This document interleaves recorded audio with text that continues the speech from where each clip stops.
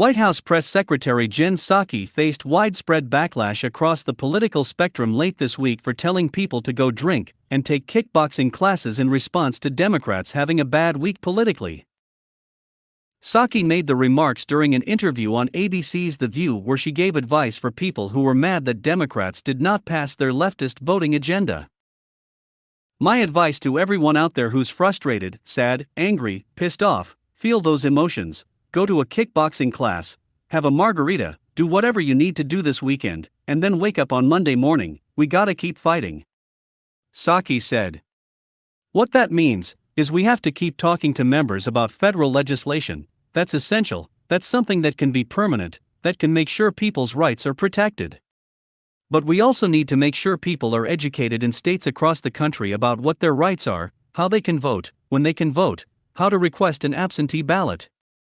There's a lot we need to do on that front, and that's gonna rely on the energy and the anger of that activism as well." Notable responses to Psaki's remarks included: Herschel Walker, U.S. Senate candidate: "What if you already work out and don't drink alcohol, but you're still upset about inflation, gas prices, and surging crime? What's your advice then?"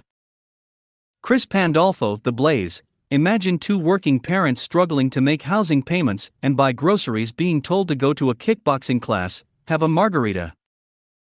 Tim Murtaugh, former Trump campaign spokesman: "This reaction accidentally reveals that their argument that people can't vote is bogus.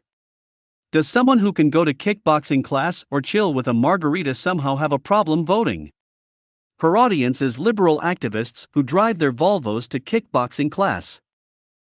Rita Panahi, Australian political commentator: "Imagine if at Kayleigh Imsenini or at Sarah Huckabee ever said anything this asinine and tone-deaf.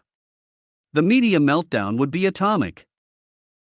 Niles Gardner, foreign policy analyst: "The Biden White House is arrogant, amateurish, and hugely out of touch with the American people.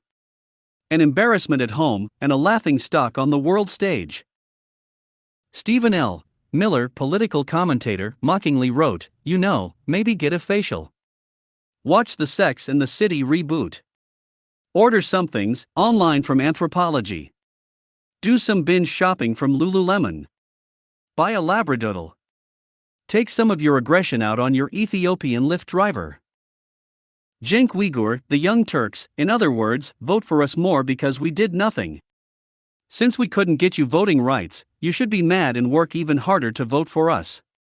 Do they even hear themselves? There's no bubble like a DC bubble. Note to Democrats: it's not our responsibility to like you. Susan Sarandon, actress: "Right now, more than half of Americans would be unable to afford a $1,000 emergency. Margaritas and kickboxing this weekend aren't the answer." Bree Newsom, activist: "Phew. The astounding level of disconnect between the white elite and the general populace right now." Jordan Chariton, journalist: "I love how Jen Psaki thinks most struggling workers living paycheck to paycheck have time or money to go to a kickboxing class or drink margaritas.